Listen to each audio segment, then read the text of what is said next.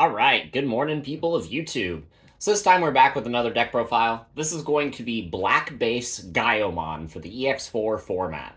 So this deck is really strong because it utilizes a lot of the Greymon and Agumon support, which, as we all know, there is tons of. And this utilizes all of the Black Base, which has better searching, but less variety. Which means you are pigeonholed into using certain cards. However, there are enough black cards to make this deck actually viable now. And I think that the black base, especially whenever you're going for a Gaiomon based strategy, can be just as strong, if not stronger, than the red base in certain situations. So, we're going to go over some of the new support. And if you guys like this kind of content, make sure you guys like and subscribe. And without further ado, we'll go ahead and start with the Digitama. So we're starting with the 4 copies of the Black Koromon. This card is pretty alright, but it is the only Koromon that you have access to. It's an opponent's turn. If something dies, you get to draw a card. It's fine. The red draw Koromon is definitely better, but you are controlling the board for at least a turn or two, while you are just passively trashing your opponent's security. And this card lets you draw cards in the process. So it is a good option. So that is the only egg we are playing because we have to be playing Black Koromon. And we are going into the level 3s. We got the 4 copies of the Searcher Agumon from BT8, the 4 copies of the Searcher Agumon from BT12. This is the reason that we have to play Koromon, because this card actually costs memory if you're trying to evolve it off of something else. But this card, gives you an extra 1,000 in the sources. This other Agumon from BT8 looks at top 4 and can potentially add 2 cards. Both are pretty amazing for the archetype, and both are mandatory 4-ofs.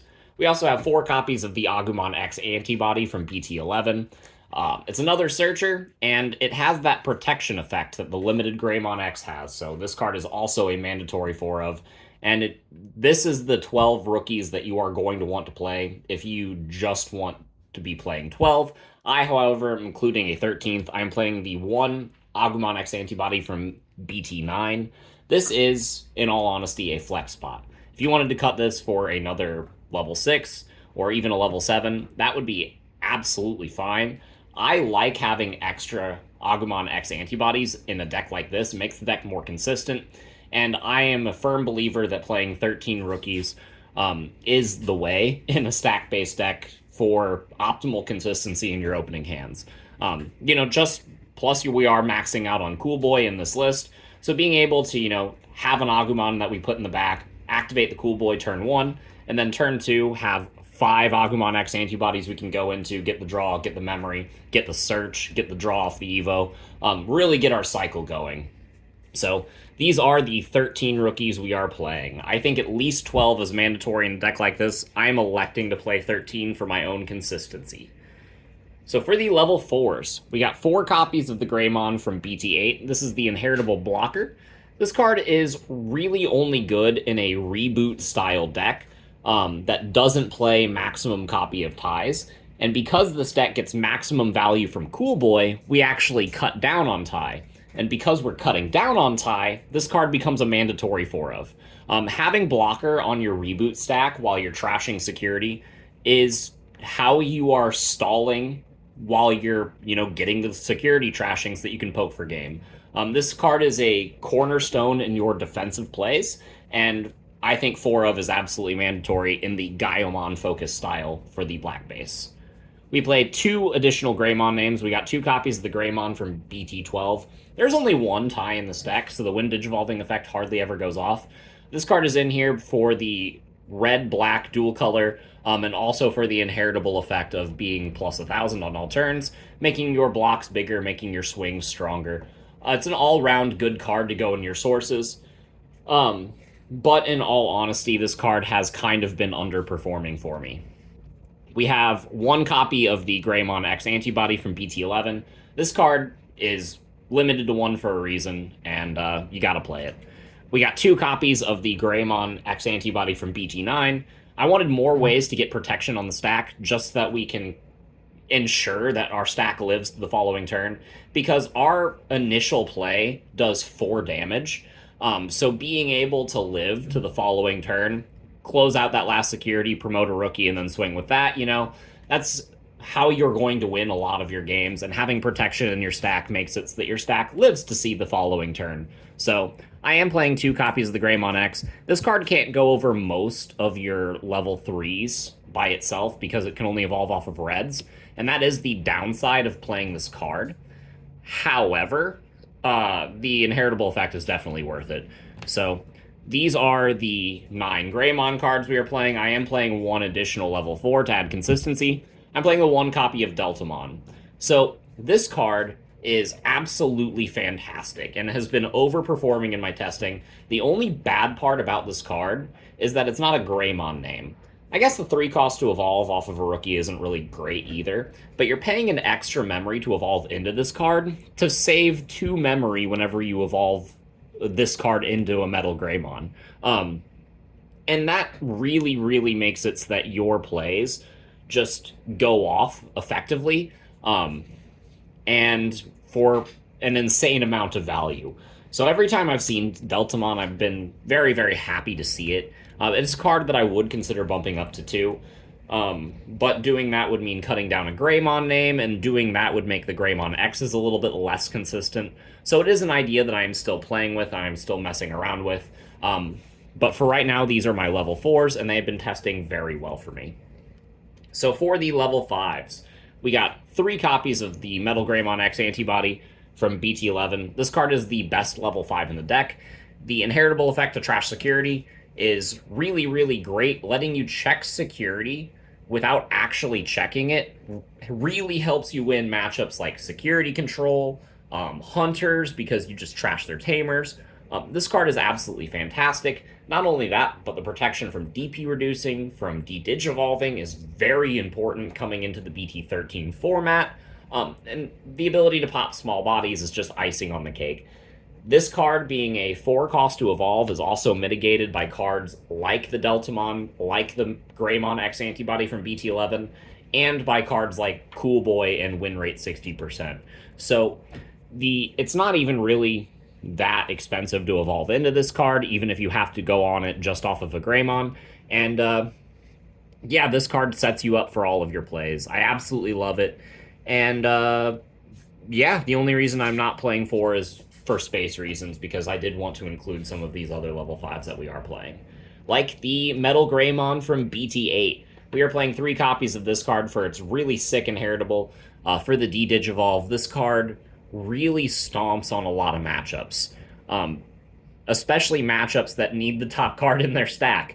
So being able to just D-Digivolve something, again, the 4 cost Evo can be mitigated by cards like Win Rate 60% and Deltamon. So yeah, you're going into this card for pretty cheap on your turn whenever you're popping off.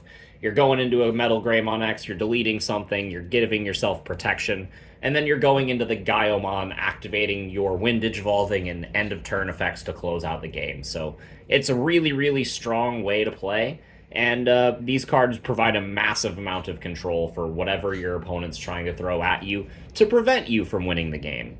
We are playing 2 more level 5s. I do have the 1 copy of the BT12 Metal Greymon because raid and playing Tamers for free is always good. But it's not as strong in this style of deck as opposed to the Black War Greymon variant with the BT9 Metal Greymon X, because raid won't really trigger the X antibody to go into the Metal Greymon X from BT11 and be strong enough to pierce over a lot of things. But this card still does get value off of just being able to raid, play a Tamer, and then going into a Gaiomon and trash security. You can also just use the X antibody to go straight into a Gaiomon when attacking and raiding with this, and that can provide you a lot of value as well. This card is just multifaceted and gives you more tools in a wider variety of matchups. So I do like it as a one-of in this style of deck. And the last level 5 we are playing is the 1 copy of Metal Greymon Altruist mode. And the reason for this is because I'm not playing as many Greymon X's as I like to play normally in a deck. Just because you can't consistently play that many of the Greymon X from BT9 because it is a mono red card. So having another card that you can just throw on top of the Metal Greymon before you make the Metal Greymon X play, to have that inheritable effect to give you protection, makes the deck more consistent. So this card is just a one of to round out that inheritable effects curve, because with this copy, with the Greymon X's, with the Agumon X's, we are actually playing a fair amount of protection in the deck. And I do really, really like that for this style. But yeah, those are the level 5s that we are playing. We are playing 8 of them. On to the level 6s. I am only playing 6, but like I mentioned, I am playing 13 level 3s. You can cut a level 3 if you want to go up to a 7th level 6. If you are to do that, I would increase the Ex4 Gaiomon by 1 copy. I am playing 3 copies of this card because this is your play starter. It can delete something with a play cost of 13 or more whenever you Digivolve into it, and then if nothing dies by this effect, you just trash their top security, which is absolutely fantastic. Combine this with the Metal Greymon X antibody effect at the end of your turn, and you're going to trash another security, and then you combine that with this card's end of turn effect to Digivolve into a Gaiomon without paying the cost. So you go into the old Gaiomon from BT9, right?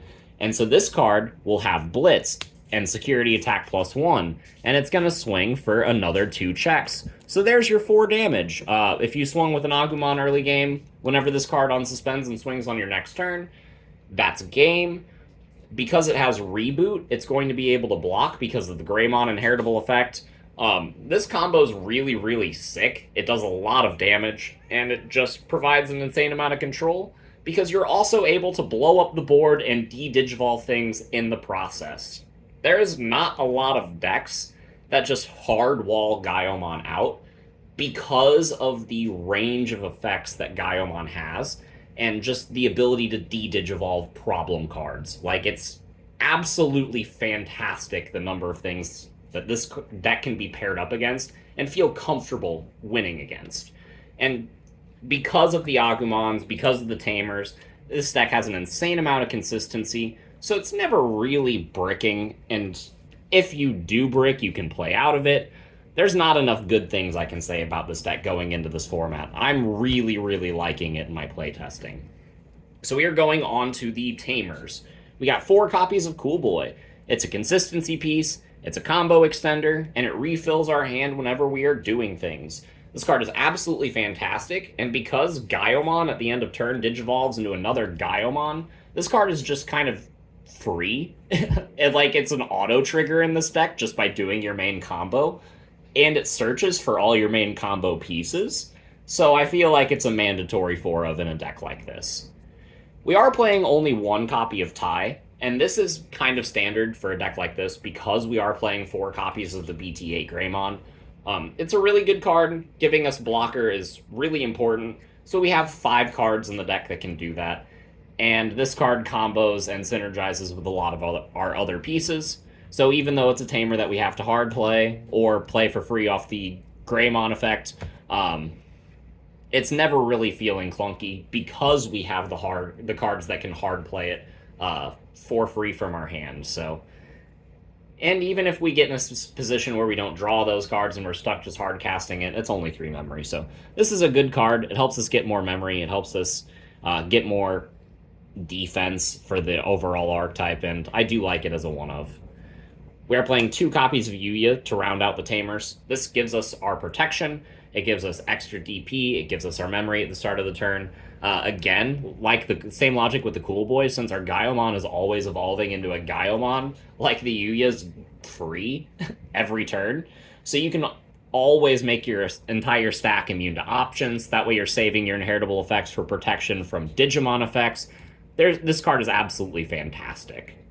So rounding out the deck, we do have the options. I'm playing 2 copies of X Antibody. I felt like 2 was fine. I typically like to play 3 in a stack-oriented deck that relies on X Antibody, but we are playing 4 copies of Cool Boy, 5 Agumon X's, so this card is very searchable. I feel like 2 is absolutely fine. We are playing 2 copies of Hades Force.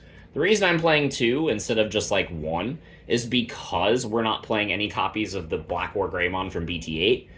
This card helps us control the matchup against decks like Hunters, and I really expect Hunters to be a threat coming into the BT13 format. And this card is just overall really good security check. It does a wide number of things, right? It's always a good card to have. and if you play any more than 2, you just start bricking on it. So I feel like 1 wasn't enough because I'm not playing the Black War Greymon, and 2 just felt like the perfect number for me. The last card in the deck is 2 copies of win rate 60%. So this card is really, really stupid in this deck specifically because your Metal Greymon and your Metal Greymon X's cost 4. In addition, your Gaiomon costs 4. So this card's always live. Not only that, but your cards are red-black. They're all searching each other. You're searching a lot of cards before you actually pop off. So you always have extra cards in your hand to discard. So it always feels like a double Hammer Spark for free.